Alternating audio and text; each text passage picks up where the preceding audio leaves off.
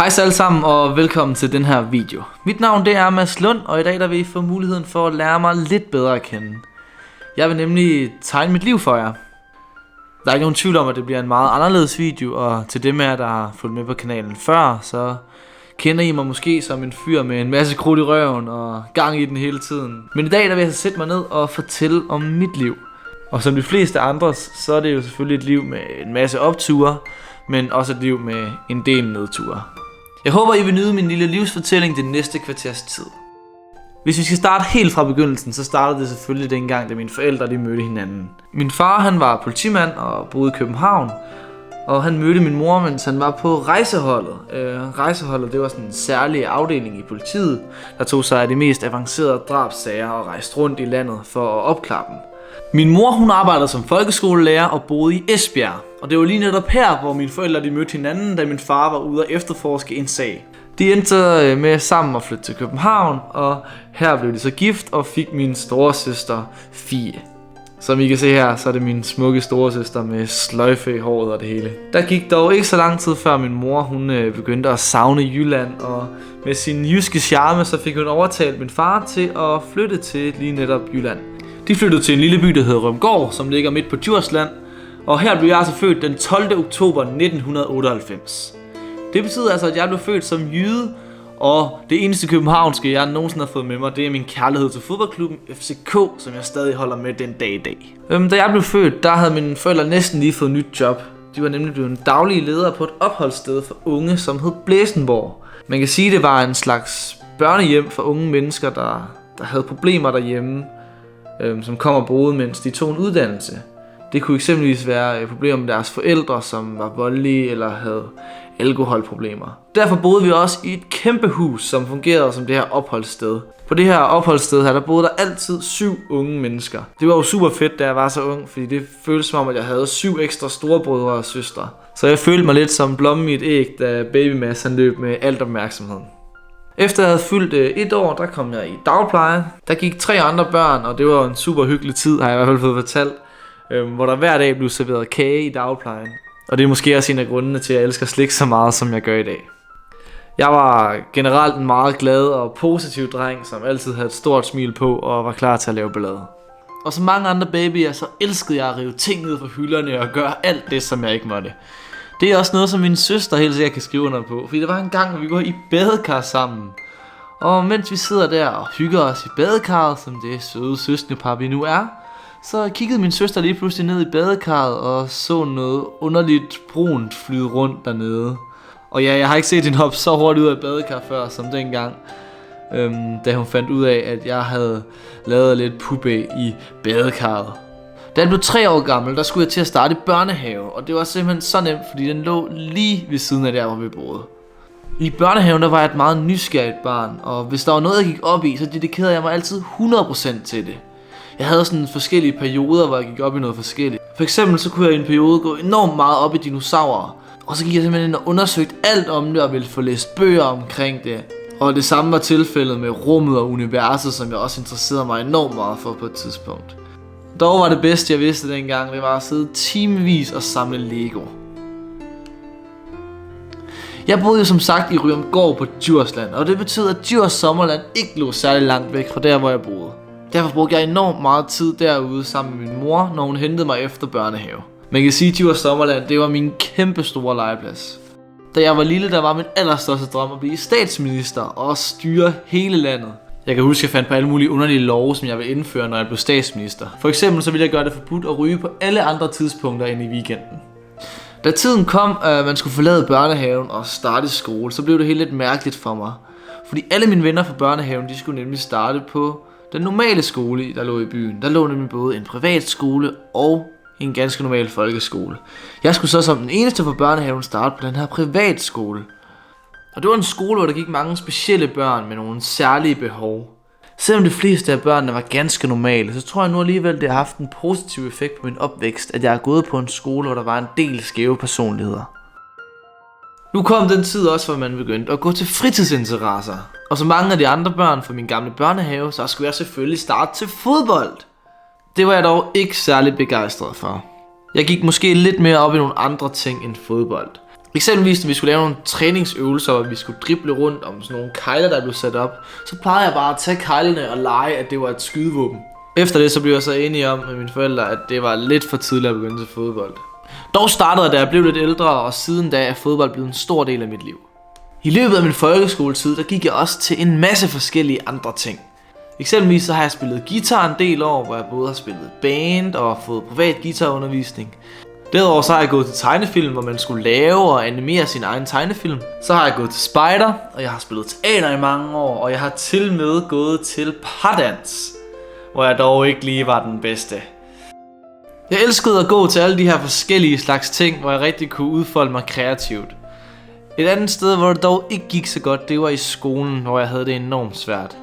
Jeg er ordblind og gik enormt meget til ekstraundervisning i løbet af folkeskolen. Jeg overvejede også flere gange, om jeg skulle gå en klasse om. Specielt omkring 6. og 7. klasse havde jeg enormt store problemer. Min ordblindhed har dog altid fået mig til at tænke skævt og fået mig til at prøve at gøre tingene på en anderledes måde. Og derfor har det senere hen i livet været noget, jeg kunne vende til en styrke, i stedet for at se det som en svaghed. I det her 6. og 7. klasse, der kom tiden også, hvor jeg skulle konfirmeres. Her begyndte puberteten at ramme, og jeg kan huske den her konfirmationsdag, hvor man fik en masse penge. Der begyndte jeg at interessere mig enormt meget for tøj. Jeg kan huske, at jeg var ude på Blå Mandag, hvor jeg brugte over 1000 kroner på en skjorte for første gang. Dog så blev konfirmationspengene hurtigt opbrugt, og jeg skulle selvfølgelig finde mig nogle andre måder at tjene penge på. Det betød så, at jeg skulle finde mig et fritidsjob. Og mit første fritidsjob, det blev simpelthen som avisbud. Og det var så noget, jeg ikke synes var særlig fedt. Jeg havde det faktisk. Dog fandt jeg så hurtigt et andet job på en pennevirksomhed, der lå i Rømgård, som var den by, jeg boede i. Som var et enormt fedt job og meget frit. Derudover så begyndte jeg at arbejde som rengøringsmand, hvor jeg gjorde rent på en skole. I slutningen af min folkeskoletid, der fik jeg dog det job, som jeg er blevet allermest glad for. Det er jobbet i min gamle legeplads, nemlig Djurs Sommerland, hvor jeg i dag har arbejdet i 5 år. Det var passet perfekt for sådan et legebarn som mig, og var et sted, hvor jeg virkelig kunne få lov til at være mærkelig og skør, hvor børnene de elskede det. I løbet af de 5 sæsoner, hvor jeg har arbejdet i Djurs Sommerland, har jeg også fået lov til at lave en masse forskellige slags ting. Jeg har blandt andet stået ved forlystelser, jeg har været inde i de store bamser, Carlo og Karoline, og jeg har sågar arbejdet i Græskarfabrikken, som er vores store spøgelseshus i Halloween. Det bedste ved at arbejde i Djurs Sommerland, det er helt sikkert det store sammenhold, der er derude, hvor der er omkring 600 unge mennesker, der fester hver eneste sommer og hygger sig derude. Så det er piv nice. Efter 9. klasse, der tænkte jeg, der skulle ske noget helt nyt. Jeg var kørt meget død i den traditionelle folkeskole, og derfor tænkte jeg, at jeg ville prøve at tage på efterskole. Her faldt valget på Brødhus Efterskole, fordi der havde min søster også gået. Og her kunne jeg også få lov til at have teater som linjefag, som har været noget, der altid har interesseret mig, og noget, jeg har gået til i mange år. Det var et fantastisk år, hvor vi lavede alle mulige skøre ting. Vi lavede masser af natterand, hvor vi kunne finde på at rende rundt i et elefantkostume og skræmme folk, der lå og sov. Vi lavede også engang en glidebane på noget, der hedder Drengegangen, hvor vi puttede en masse vand ud over gulvet, og så var vi en masse drenge, der bare gled nøgen nedad og optog det hele på GoPro-kamera. Og jeg kan huske en speciel episode, hvor mig og en af mine venner, vi var ude på natterand, fordi vi kunne høre noget musik, der spillede nede i vores store teatersal. Og vi tænkte nok, at det var andre elever, der var ude på natterand og lavede noget sjovt. Og så kommer vi så ned og opdager, at det er vores lærer, der er nede og teste lyden midt om natten.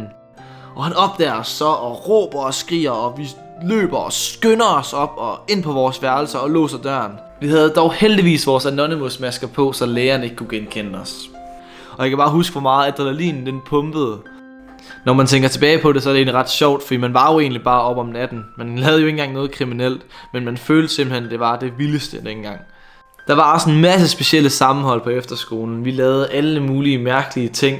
Vi lavede eksempelvis noget, der hed Brølle News, som var mit første bekendtskab med video, hvor vi lavede en Facebook-side, hvor vi rendte rundt og lavede en nyhedsstation for efterskolen og lavede interviews efter elevfesterne og alt sådan noget sjovt noget.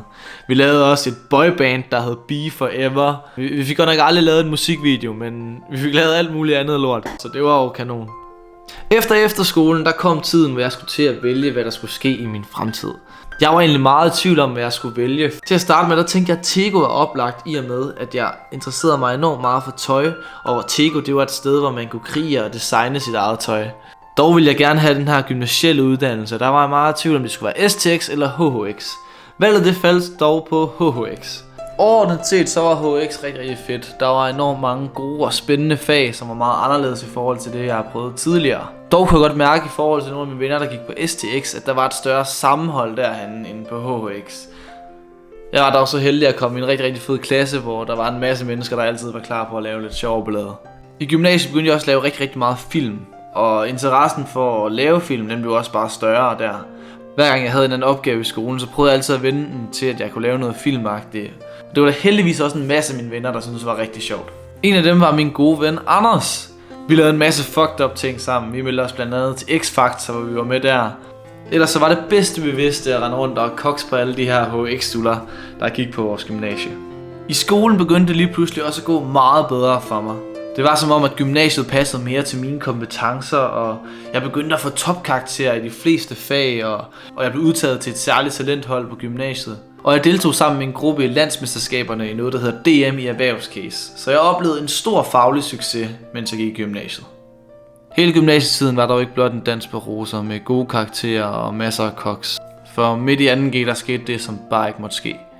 Min far han fik konstateret uhelbredelig kræft i bugspytkirtlen, og det var selvfølgelig noget, der tog enormt hårdt på mig og satte en masse tanker i gang hos mig, men også specielt ved mine familiemedlemmer. Og jeg kunne mærke, at det var noget, der ligesom satte det hele på pause. Jeg prøvede derfor stadig at fremstå som ham, den glade dreng, selvom det ikke altid var så nemt. Bare det at få at vide, at ens far har uhelbredelig kræft, og få at vide, at han snart vil dø. Det var enormt hårdt og urealistisk, når man tænker på, at det er en person, jeg altid har set meget op til. Og se ham være så knust og have så lidt energi, det var helt forfærdeligt. Der er ikke nogen tvivl om, at det var en stor øjenåbner for mig, og noget, der virkelig satte livet i relief i den her hårde periode. Min søster og min mor var heldigvis en helt fantastisk støtte i den her periode. Både for mig, men specielt for min far. Midt i alle de tanker om sygdom og døden, der skete der heldigvis også et stort lyspunkt i vores familie. Min søster og hendes mand Rasmus fødte den sødeste baby, Karl Oscar, som virkelig gav en masse livsglæde og positive tanker ind i familien. Vi var nu midt i gymnasietiden, og det var på tide, der skulle ske noget nyt. Derfor udviklede mig og min føromtalte ven Anders sammen med hans storebror karakteren Derman. Det var mit første bekendtskab med YouTube, og I kender måske allerede Derman. Vi har nemlig lavet en masse vilde videoer på den kanal. Vi har blandt andet lavet en video, hvor han fik en tatovering under foden, eller hvor vi har en kylling med på McDonald's. Og det var sådan, at jeg redigerede og filmede videoerne, mens han var foran kameraet. Det var et super fedt projekt og noget, som stadig kører i dag. Vi nærmer os nu slutningen af min gymnasietid. Min far er desværre stadig syg, men hver eneste dag så kæmper han røven ud af bukserne for at prøve at overbevise lærerne om, at de har taget fejl med deres dødsdom. Og en dag sker der faktisk noget helt fantastisk. Han fik nemlig et opkald for en læge, som sagde, at de på mirakuløs vis kunne operere ham. Det ville dog blive en enormt stor og meget krævende operation, men min far valgte dog heldigvis at takke ja til operationen og boede inde på sygehuset i rigtig mange uger. Og det var en enorm lang proces, hvor han blev indlagt og opereret, men heldigvis gik det godt til sidst, og i dag der er min far rask, og jamen, det er helt fantastisk. Så kom tiden, hvor jeg blev student. Jeg fik huen på. I kan se huen med en masse hakker, fordi jeg har kastet så meget op. Og vi var ude og køre studenterkørsel fuldstændig sindssyg dag. Og ja, jeg havde den mest fantastiske studentertid. Efter jeg var færdig med gymnasiet, så skulle jeg arbejde endnu en sæson i Djurs Sommerland. Og her valgte jeg så at flytte hjemmefra sammen med min gode ven Christian fra folkeskolen. Vi boede 3 måneder på et golfresort på Djursland, mens jeg arbejdede i Djurs Sommerland. Hvilket var pivfedt. Og efter jeg havde boet der, så flyttede jeg så til Aarhus, hvor jeg stadig bor den dag i dag i min 2-værelses lejlighed midt inde i byen. Hvor jeg hygger mig, laver YouTube og arbejder som kok. Og hvad der kommer til at ske nu i fremtiden, det kan I selvfølgelig finde ud af ved at følge med på min YouTube-kanal. Det var simpelthen alt, jeg havde for den her video. Jeg håber, I kunne lide at følge med. Og husk selvfølgelig at like den her video, hvis I godt kunne lide den. Og subscribe til min kanal. Det vil betyde enormt meget og give mig enormt meget motivation på at lave nye videoer. Ha' det godt.